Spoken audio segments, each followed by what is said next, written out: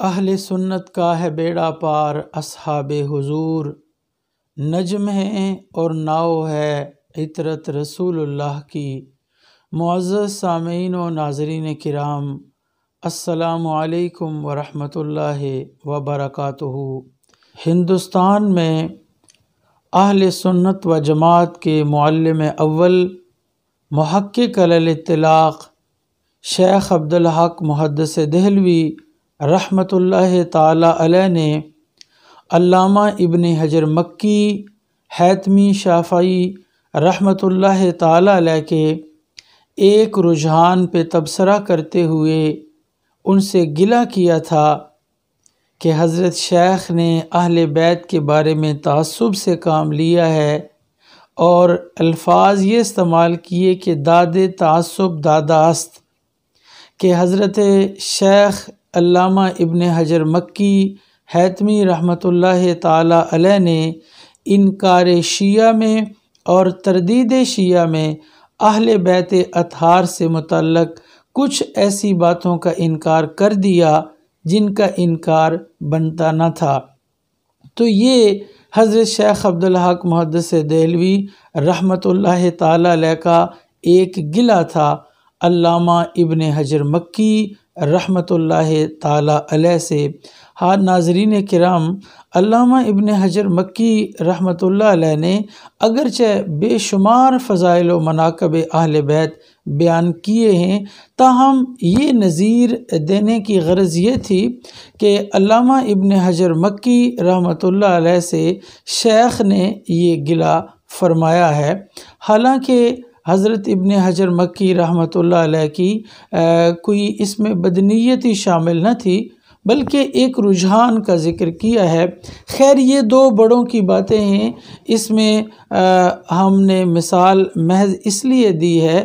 تاکہ ایک رجحان آپ کے سامنے واضح ہو جائے، اور یہ بھی میں نے بتا دیا کہ اس میں علامہ ابن حجر مکی رحمۃ اللہ تعالی علیہ کی بدنیتی نہیں تھی، لیکن دور حاضر کا المیہ یہ ہے کہ یہاں باقاعدہ طور پہ بدنیتی سے اہل بیت اطہار کے فضائل و مناقب کا انکار کیا جا رہا ہے، اور فضائل و مناقب کا انکار تو رہا ایک طرف، اب تو محراب و منبر میں بیٹھ کر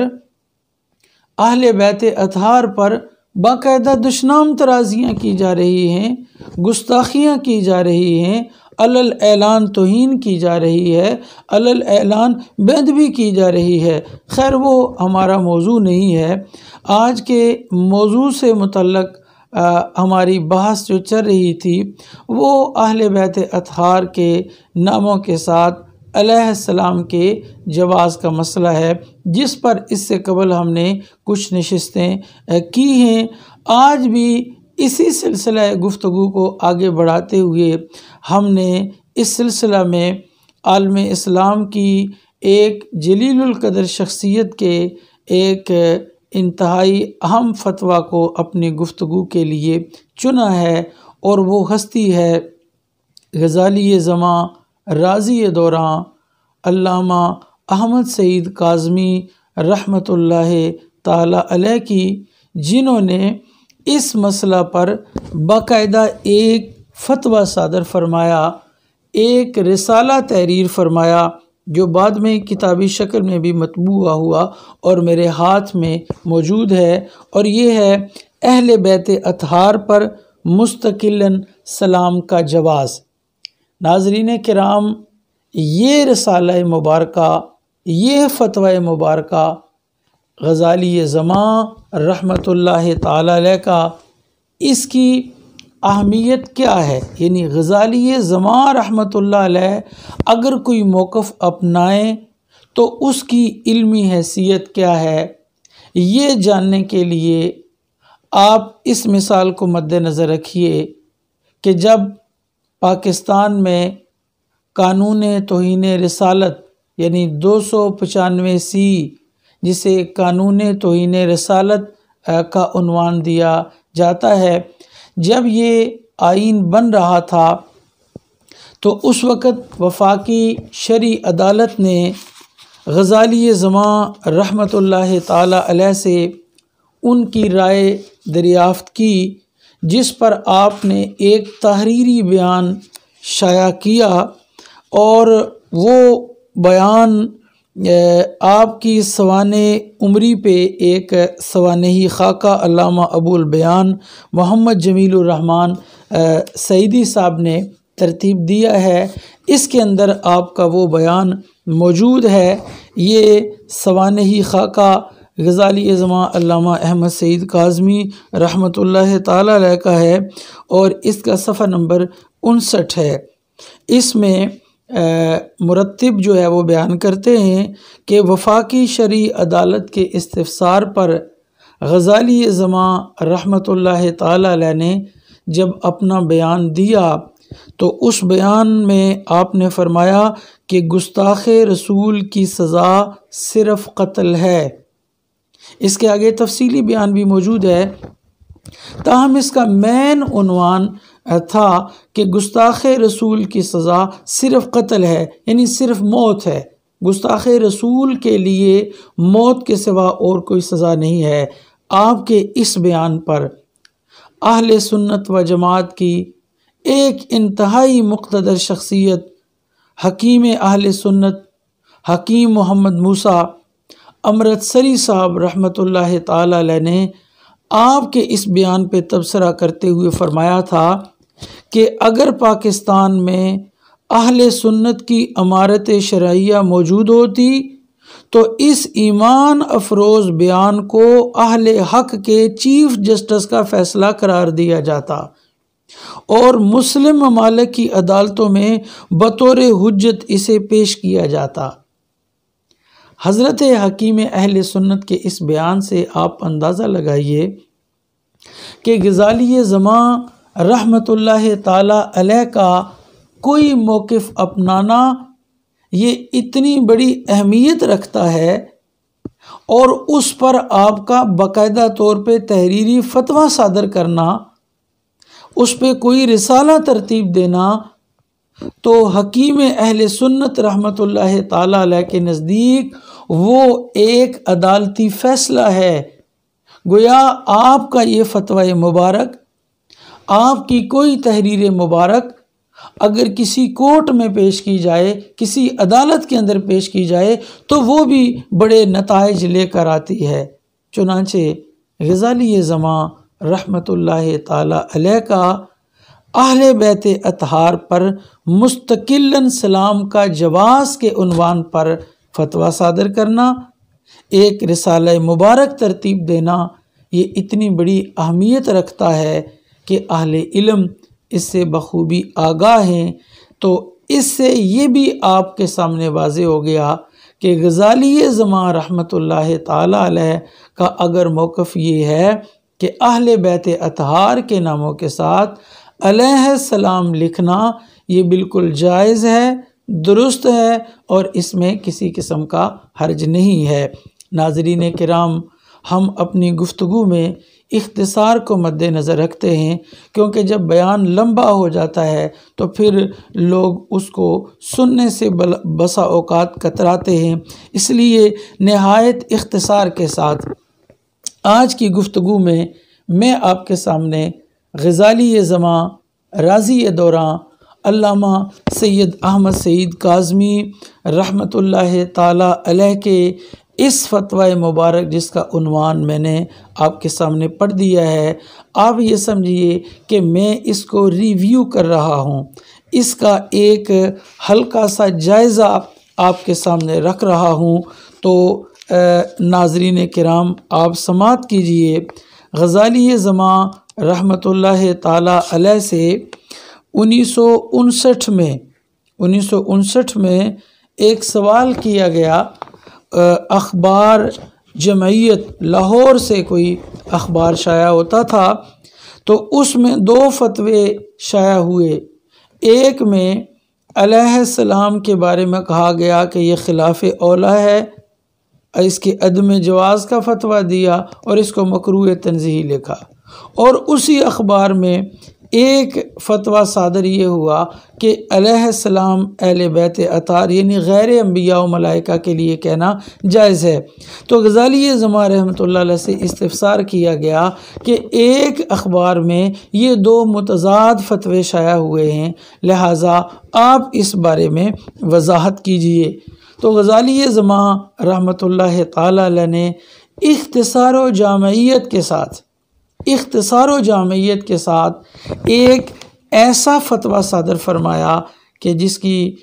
موجودگی میں ہم یہ کہہ سکتے ہیں کہ اس موضوع پر یہ جامع اور مانع ایک تصنیف ہے، جامع و مانع فتویٰ ہے۔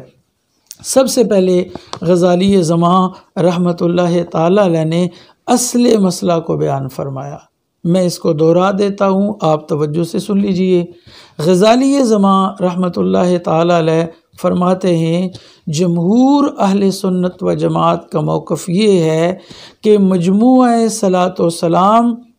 غیر انبیاء و ملائکہ کے لیے بالاستقلال مکروہ ہے، البتہ بالتبع جائز ہے۔ پھر فرماتے ہیں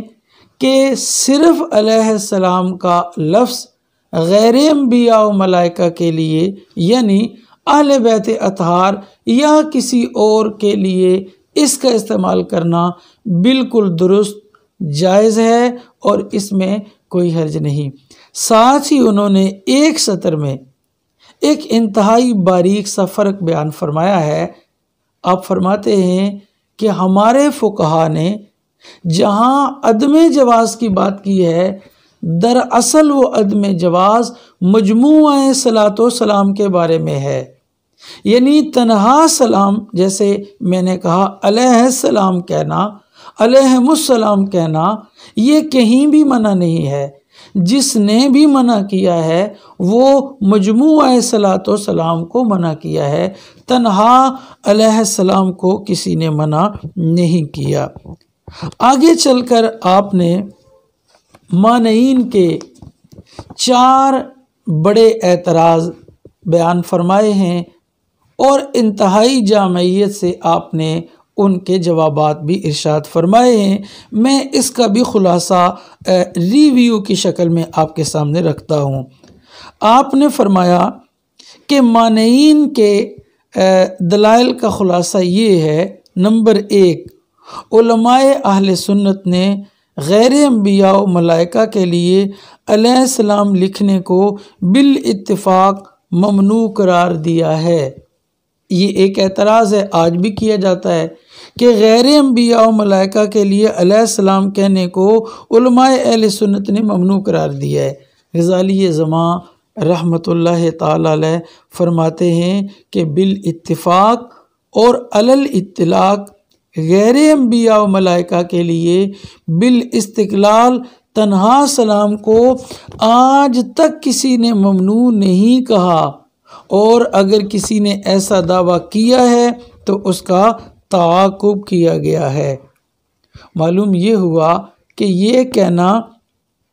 کہ علماء اہل سنت نے اس کو علی الاطلاق منع لکھا ہے، تو غزالی زماں رحمۃ اللہ تعالی علیہ فرماتے ہیں کہ ایسا کسی نے آج تک نہیں لکھا۔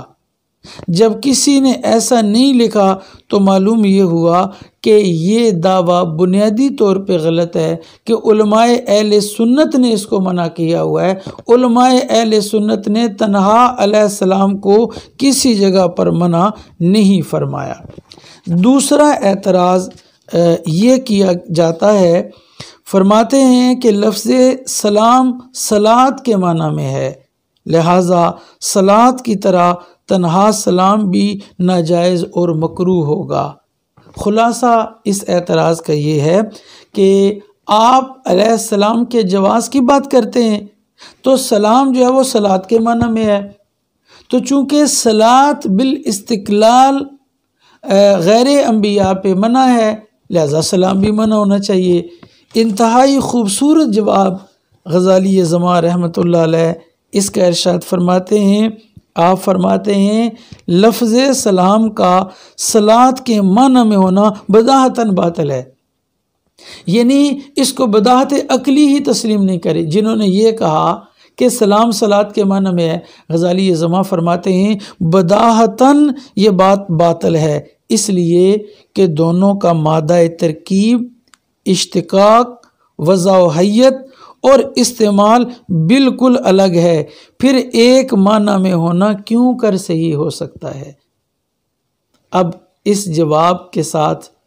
آپ اس دعوے کو یا اس اعتراض کی حقیقت سمجھ چکے ہوں گے کہ یہ بالکل ایک لا یعنی سا اعتراض ہے جس کا حقیقت سے کوئی تعلق نہیں۔ اس سے آگے غزالی زماں رحمۃ اللہ تعالی علیہ نے پھر مثالیں دی ہیں کہ ہمارے اسلاف نے، ہمارے بزرگوں نے اہل بیت کے ساتھ علیہ السلام کا استعمال کیا ہے، اور انہوں نے مثالیں دیتے ہوئے جو ہندوستان کی ایک انتہائی ممتاز شخصیت جو اہل سنت و جماعت کے معلم اول ہیں، محقق علی الاطلاق ہیں، شیخ عبدالحق محدث دہلوی رحمۃ اللہ تعالی علیہ کی کتب اشاعۃ اللمعات سے آپ نے یہاں مثالیں دی ہیں، باقاعدہ ان کے صفحات اور ان کی عبارات درج کی ہیں کہ شیخ عبدالحق محدث دہلوی رحمۃ اللہ تعالی علیہ نے اشاعۃ اللمعات کے اندر اور جذب القلوب کے اندر آپ نے اہل بیت اطہار کے ساتھ علیہ السلام کا لفظ استعمال کیا ہے۔ اس میں جذب القلوب سے 20 حوالہ جات ہیں اور اس کی سطر اور اس کے صفحہ نمبر کے ساتھ۔ نیز آپ فرماتے ہیں تفسیر عرائس البیان، اس کا حوالہ دیا، پھر امام فخر الدین رازی رحمۃ اللہ تعالی علیہ کی تفسیر کبیر سے سطر اور صفحے کی قید سے تقریباً 7 سے 8 وہ مقامات بیان کیے جہاں امام فخر الدین رازی رحمۃ اللہ علیہ نے اہل بیت کے لیے علیہ السلام کا لفظ بولا۔ پھر آپ نے تحفہ اثنا عشریہ شیخ عبدالعزیز محدث دہلوی رحمۃ اللہ علیہ کی فتاوی عزیزی اور تفسیر فتح العزیز سے حوالہ جات دیے، اور ایک درس نظامی کی انتہائی اہم کتاب اصول الشاشی کا حوالہ دیا۔ تو یہ تفصیل حوالہ جات حضرت غزالی زماں رحمۃ اللہ تعالی علیہ نے دیے ہیں، اور اس بات کا رد کیا ہے کہ جو لوگ یہ کہتے ہیں کہ سلام بھی صلات کے معنی میں ہے، لہٰذا اگر صلات بالاستقلال منع ہے تو سلام بھی ممنوع ہونا چاہیے۔ تو غزالی زماں رحمۃ اللہ علیہ نے اس کا رد فرمانے کے بعد اہل سنت و جماعت کے اکابرین کی درجنوں کتابوں سے درجنوں حوالہ جات یہاں دیے ہیں، اور انہوں نے یہ بیان کیا ہے کہ ہمارے اسلاف نے اہل بیت اطہار کے ساتھ علیہ السلام کا لفظ استعمال کیا ہے۔ اگر یہ صلات کے معنی میں ہوتا تو ہمارے اسلاف کبھی بھی اس کو علیہ السلام کے لفظ کو استعمال نہ کرتے۔ پھر تیسرا اعتراض ذکر کرتے ہیں کہ رسول و انبیاء علیہم السلام کے لیے صلاۃ و سلام کے الفاظ تعظیماً استعمال کیے جاتے ہیں، اگر ان کے غیر کے لیے بھی مستقلاً استعمال کیے جائیں تو غیر نبی کی تعظیم نبی کی مثل ہو جائے گی، گویا اس میں غیر نبی کی مثل ہو رہا ہے۔ حضرت غزالی زماں رحمۃ اللہ تعالی علیہ آپ اس کا جواب دیتے ہوئے ارشاد فرماتے ہیں کہ مانعین حضرات کا یہ فرمانا کہ صلاۃ و سلام کے الفاظ مستقلاً انبیاء و ملائکہ علیہم السلام کے لیے تعظیماً استعمال کیے جاتے ہیں، اس لیے انہی کے ساتھ خاص رہیں گے۔ اس کا جواب یہ ہے کہ یہ ضروری نہیں کہ جو لفظ بھی تعظیم انبیاء کے لیے استعمال کیا جائے وہ ان کے ساتھ خاص ہو،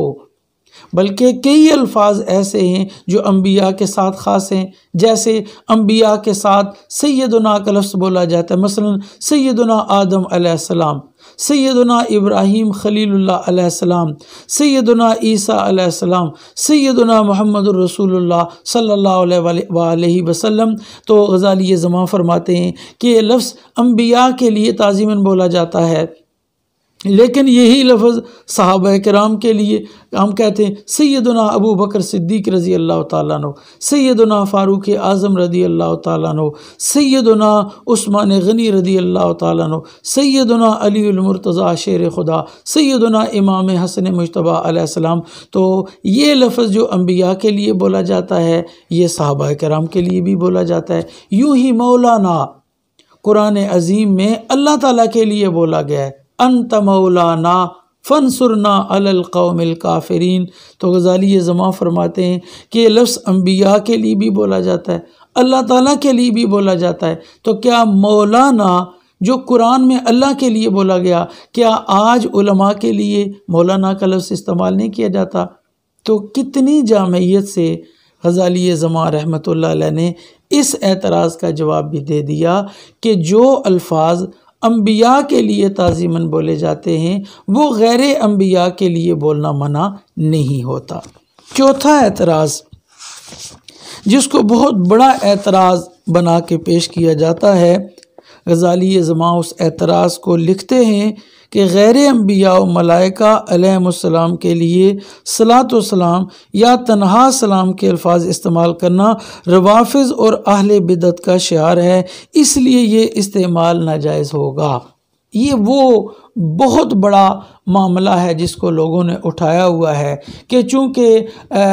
شیعہ جو ہے علیہ السلام استعمال کرتے ہیں لہٰذا ہمیں اس کو استعمال نہیں کرنا چاہیے۔ غزالی زماں رحمۃ اللہ تعالیٰ علیہ اس کا جواب دیتے ہوئے کہتے ہیں کہ کسی بھی شخص سے تشبہ، یعنی یہ سمجھنا کہ یہ فلاں کا شعار ہے، فلاں سے تشبہ ہے، فرماتے ہیں کسی بھی مذہب سے، کسی بھی مسلک سے تشبہ اس وقت منع ہوتا ہے جب وہ ممنوع کام کے اندر ہو، ایسے کام کے اندر ہو جو امر مذموم ہے۔ اگر وہ امر مذموم نہ ہو اور کسی کے اندر بھی پایا جائے تو وہ منع نہیں ہوتا۔ اور اس کی انتہائی اہم مثال غزالی زماں رحمۃ اللہ تعالیٰ علیہ دیتے ہیں، اور آپ فرماتے ہیں کہ اگر اس کو جواز بنا لیا جائے کہ فلاں مسلک کے لوگ یہ لفظ استعمال کرتے ہیں ہم نہیں کریں گے، تو آپ فرماتے ہیں پھر محرم الحرام شریف میں اہل بیت اطہار کی مجالس، ان کے تذکرے کی محافل تو شیعہ منعقد کرتے ہیں، تو کیا ہم اس لیے اس کو منع کر دیں کہ کیوں شیعہ اہل بیت اطہار کی مجالس منعقد کرتے ہیں؟ حضرت امام حسن علیہ السلام، حضرت امام حسین علیہ السلام کے ذکر کی مجالس منعقد کرتے ہیں۔ یوں ہی اہل بیت اطہار کے ناموں کے ساتھ امام کا لفظ بولنا، جو شیعہ کا عقیدہ امامت ہر شخص کے لیے واضح ہے، تو کیا ہم امام کا لفظ اس لیے بولنا چھوڑ دیں کہ چونکہ شیعہ استعمال کرتے ہیں؟ تو یہ کتنی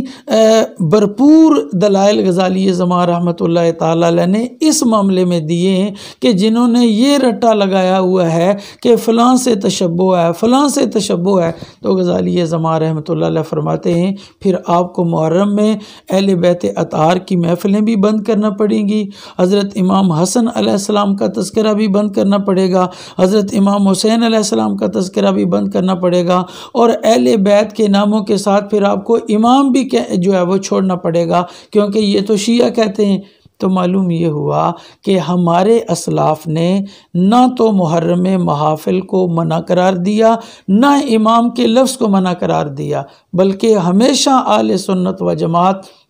محرم الحرام میں اہل بیت اطہار کے تذکروں کی محفلیں سجاتے ہیں اور اہل بیت اطہار کے ناموں کے ساتھ امام کا لفظ بولتے ہیں۔ ناظرین کرام، پھر آگے چل کے غزالی زماں رحمۃ اللہ تعالیٰ علیہ نے 11 اشعار اعلیٰ حضرت امام احمد رضا خان فاضل بریلی رضی اللہ تعالیٰ عنہ کے وہ بیان کیے ہیں جن میں اعلیٰ حضرت نے اہل بیت اطہار پہ مستقلاً سلام بولا ہے۔ ہم نے اپنی گزشتہ ویڈیو میں اعلیٰ حضرت امام احمد رضا خان رحمۃ اللہ تعالیٰ علیہ کے نزدیک اہل بیت اطہار کے لیے مستقلاً سلام کے جواز کے عنوان سے ایک ویڈیو اپلوڈ کی ہوئی ہے، آپ اس کو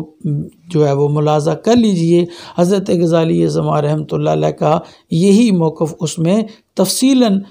جو ہے وہ درج ہے۔ ناظرین کرام، اس کے آخری سطور میں غزالی زمان رحمۃ اللہ تعالیٰ علیہ نے ایک دردمندانہ رائے دی ہے اور ایک آپ نے یوں سمجھیے کہ گلہ بھی کیا ہے۔ آپ نے فقہا کے حوالے دیے ہیں اور ان سے آپ نے یہ ثابت کیا ہے کہ ہمارے فقہا نے کہا ہے کہ رضی اللہ تعالیٰ عنہ یہ صرف صحابہ کرام کے لیے بولا جائے گا، غیر صحابہ پہ نہیں بولا جائے گا۔ تو غزالی زمان فرماتے ہیں حالانکہ صحابہ کرام کے علاوہ دیگر بزرگان دین کے لیے بھی رضی اللہ تعالیٰ عنہ بولا جاتا ہے، تو وہ چیز جسے فقہا نے صحابہ کے لیے خاص کیا، اگر وہ غیر صحابہ کے لیے وہی لفظ جو قرآنی لفظ ہے بولا جاتا ہے، اگر وہ غیر انبیاء کے لیے بولنے میں کوئی حرج نہیں ہے، تو غزالی زمان کے الفاظ ہی آپ سن لیجئے، چونکہ میں کچھ بھی کہوں یہ حق ادا نہیں ہوگا۔ یہ آخری سطریں ہیں۔ آپ فرماتے ہیں فقہائے احناف کی ان روشن تصریحات کے باوجود بھی اگر غیر صحابہ کے لیے رضی اللہ تعالی عنہ کہنے سے آپ کا دامن اتقاء ترک مستحب اور خلاف اولا کے ارتکاب سے پاک ہے، تو یقین رکھیے کہ اہل بیت رسول صلی اللہ علیہ وآلہ وسلم کے حق میں علیہم السلام کہنے سے بھی